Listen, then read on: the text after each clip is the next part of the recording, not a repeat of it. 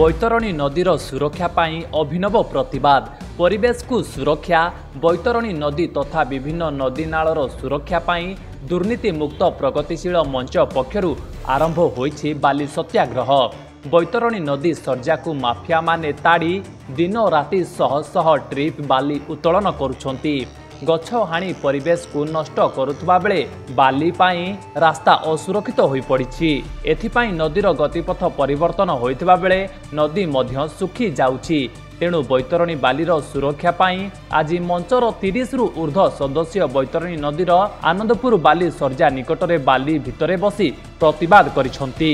देखंतु बैतरणी नदी को सुरक्षा एवं यार गर्भ को जो भली भाबरे खिनमिन करूचंती बाली माफिया माने एवं परिवेश को नष्ट करूचंती।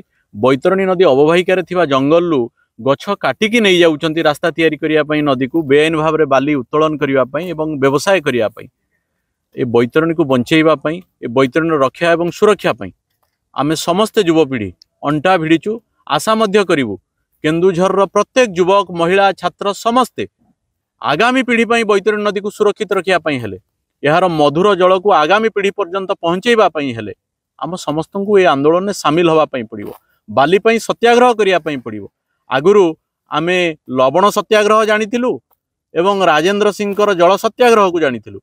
आज ओडिशा प्रथम थर पई देश प्रथम थर पई अनुभव करिवो देखिवो जे गोटे बाली सत्याग्रह होउची गोटे नदी को बंचेइबा पई जो भली भाव रे बेआईन भाव रे बाली घाट चालुची उपखंड सारा तारु मुक्ति पाइबा पई आज युव समाज ए बाली सत्याग्रह रे शामिल हेछि। मधुसूदन राउत घर बंचो जो प्रगतिशील मंचर जने सदस्य आज देखु जो भाई बैतरणी बाली बाबद जो सक्रिय हो जो साधारण लोक मैंने आपत्ति अभियोग कर सरकार कौन निघा ना।